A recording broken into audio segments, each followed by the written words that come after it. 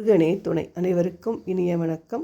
பதிவு திருவெம்பாவை பாசுரப் பாடல் 6 பொருள் விளக்கம்.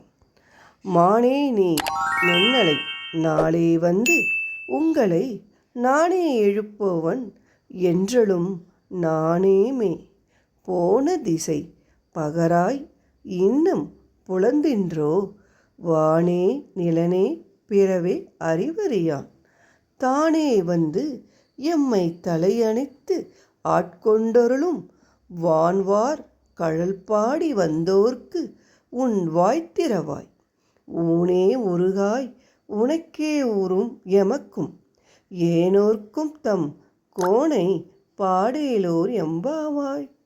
பொருள்: மான் போன்ற நடையை உடையவனே, நேற்று நீ எங்களிடம் உங்களை நானே வந்து அதிகாலையில் எழுப்புவேன் என்றாய். ஆனால் நாங்கள் வந்து உன்னை எழுப்பும்படியாகிவிட்டது. உன் சொல் போன திசை எங்கே? மேலும் சொன்னதை செய்யவில்லையே என்று கொஞ்சமாவது வெட்கப்பட்டாயா?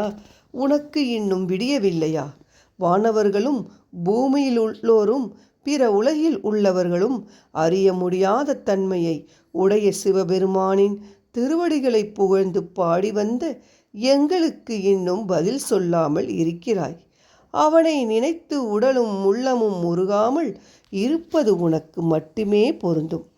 எனவே உடனே எழுந்து நாங்களும் மற்றோரும் பயன்பெறும் விதத்தில் நம் தலைவனை புகழ்ந்து பாடு.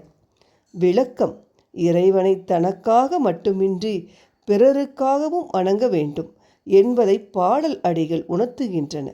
மேலும் வார்த்தைகளை விட செயலே உயர்ந்ததாக இருக்க வேண்டும் என்பதையும் இப்பாடல் சொல்கிறது. ஒன்றை சொல்லிவிட்டால் அதை செய்தே தீர வேண்டும். இல்லாவிட்டால் மற்றவர்களின் கேலிக்கு ஆளாகி தலைக்குனிய நேரிடும் என்பதும் இப்பாடல் உணர்த்தும் கருத்து.